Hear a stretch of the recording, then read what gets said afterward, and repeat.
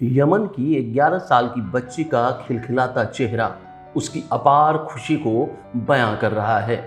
उसका नाम हादिया है और उसकी हाल ही में Pune hospital and research centre में एक जटिल और दुर्लभ सर्जरी हुई है, जिससे उसे चलने में मदद मिली है। हादिया अपने पैर की बड़ी संवहनी विकृति से पीड़ित थी। इसमें उसके पैर के साथ साथ पैर की उंगलियां भी शामिल थी।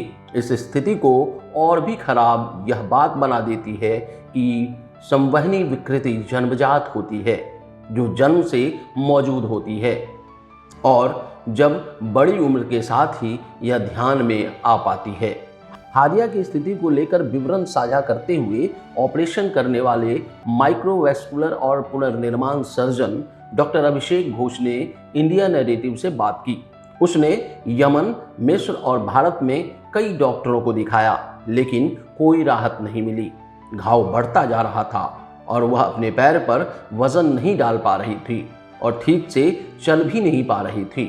उसका पहले भी ऑपरेशन किया गया था और स्क्लेरोथेरेपी की भी कोशिश की गई थी, लेकिन घाव फिर से हो गया। अपनी जांच के दौरान डॉक्टर घोष ने देखा कि घाव बहुत व्यापक था, जिसमें आधे से अधिक पैर और उसका तलवा भी शामिल था। इसके अलावा उन्होंने पाया कि दूसरी और तीसरी पैर की उंगली पूरी तरह से शामिल थी, जबकि पैर के बड़ा और बीच का अंगूठा भी घाव से पीड़ित था। डॉक्टर घोष ने कहा, ऐसे कई मामलों में आंशिक या पूर्ण फोरफुट विच्छेदन किया जाता है, लेकिन यह तय किया गया कि पैर के दूसरे अंगूठे को बचाते हुए दूसरे पैर के अंगूठे से पूरे घाव का निकाल दिया जाए ताकि मरीज ठीक से चल सके। हादिया को ऑपरेशन के लिए ले जाया गया और पूरे संवहनी ट्यूमर को आवर्धन के तहत विभिन्न धमनियों, नसों, कोमल उत्तकों और बोनी संरचना से इसके जुड़ाव से सावधानी पूर्वक अलग किया गया। इसके बाद स्थानीय फ्लैप के साथ पैर का पुनर्निर्माण किया गया।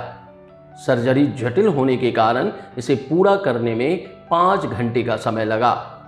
हादिया के टैक्सी ड्राइवर पिता अबू बकर ने अपनी खुशी व्यक्त करते हुए कहा कि वह चाहते थे कि वह पुणे के डॉक्टरों से मिले। अगर पहले मिले होते तो उनकी बेटी को पहले ही मदद मिल गई होती। उसे 3 जून को छुट्टी दे दी गई और वह अपने पिता और दादी के साथ पुणे में रहती है। एक बार टांके हटा दिए जाने और उसके पुनर्वास का प्रारंभिक चरण समाप्त हो जाने के बाद हादिया भारत से वापस अपने वतन लौट जाएगी। Bureau report, India narrative.